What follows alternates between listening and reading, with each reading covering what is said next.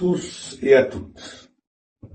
Au moment où je vous parle, nos camarades, Simon Donhezo et Marcel Libama, sont au tribunal de Libreville. Ils ont été arrêtés et accusés pour l'un de troubles à l'ordre public et pour l'autre d'incitation à la grève. Il s'agit là des motifs fallacieux, comme l'ancien système avait l'habitude de faire. En effet, dans la République de l'obéissance, on ne tolère en aucun cas des sons de cloche discordants. Je condamne ces actes de barbarie d'un autre genre qu'on pensait derrière nous à l'aube, au lendemain du 30 août 2023. Le trouble à l'ordre public est une infraction de flagrant délit. Existe-t-il un support ou des témoignages des personnes affirmant qu'elles ont été empêchées d'accéder à leur lieu de travail? La sensibilisation des enseignants non grévistes est légale pour adhérer au mouvement de grève. Cette sensibilisation ne se fait pas par la contrainte ou la violence. Et que dire de celui qui est accusé d'incitation à la grève? La grève est reconnue dans notre Constitution. La grève n'est illégale que lorsqu'elle est faite sans préavis.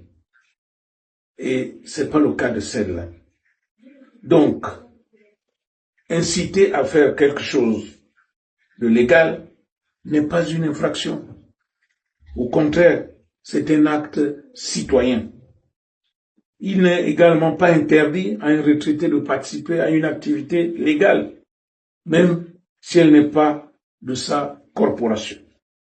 Il s'agit là donc d'actes d'intimidation inacceptables. Je demande leur libération sans condition, donc de mes camarades syndicalistes. Peuple gabonais et chers compatriotes, vous avez là encore une preuve supplémentaire des desseins macabres de ce pouvoir contre nous. Ce système recherche notre appauvrissement pour que nous soyons toujours dans la mendicité, garantissant ainsi notre fragilité. Le renoncement de la moitié des fonds de souveraineté du président de la République, des ministres, des institutionnels et autres peut permettre de régulariser toutes les situations administratives des agents publics avec effet sol. Il s'agit d'un renoncement pour une année seulement, de la moitié des fonds de souveraineté.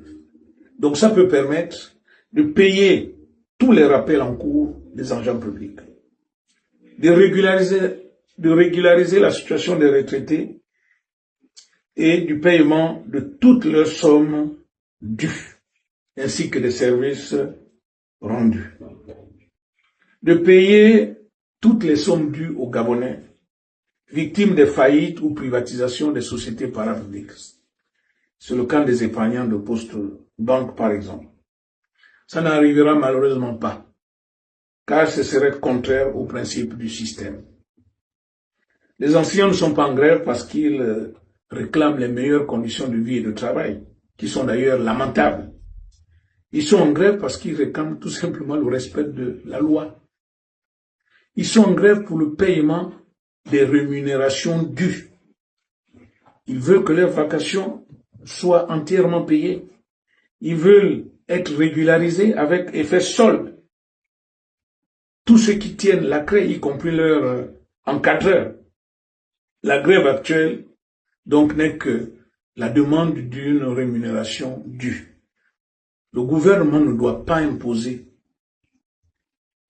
aux grévistes l'article 25 de la loi 18/92 qui dit que les journées de grève ne sont pas rémunérées. Non. C'est plutôt l'article 71 de la loi 1/2005 qui s'impose aux grévistes actuels. Qui, bien que disant que les journées de grève ne sont pas rémunérées, mais l'article précise, sauf lorsque la grève résulte du non-paiement de la rémunération due, et c'est le cas aujourd'hui. Le respect de la loi n'étant pas le point fort de ce pouvoir, Je ne serais pas surpris que les enseignants grévistes soient mis sur bon de caisse et obligés à signer des fiches de réengagement pour leur permettre de récupérer leurs bons et reprendre les chemins des classes.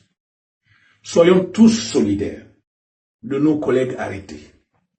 L'objectif de cette dictature qui s'installe petit à petit dans notre pays, plus féroce que celle d'Ali Bongo, est de briser leur conscience comme ils ont essayé de briser la mienne. Soyons donc tous solidaires, ne les abandonnons pas. J'aurais pris part à cette assemblée générale du 17 janvier 2026 si je n'avais pas un empêchement de dernière minute. J'aurais probablement pris la parole pour vous partager mon expérience. C'est notre mobilisation et détermination qui va les libérer, car tout n'est que rapport de force. À l'endroit des détenus, même si vous ne recevrez probablement pas ce message, mais je vous dis, tenez bon. Tous les grands hommes sont passés par là, et lorsqu'on sort d'une telle épreuve, on devient 10 fois plus fort. Envers le pouvoir, dont les membres à 90% proviennent de l'ancien régime, je n'ai rien à dire. Ma plus grande déception vient de mes anciens camarades de lutte.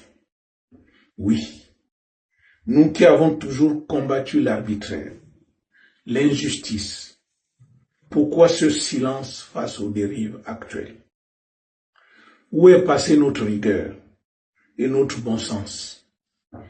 Nombreux sont ceux qui disent que Bongo a fait moins bien que Léomba et qu'Ali Bongo a fait moins bien qu'Omar Bongo et que le président actuel est en train de faire moins bien qu'Ali Bongo, votre champion.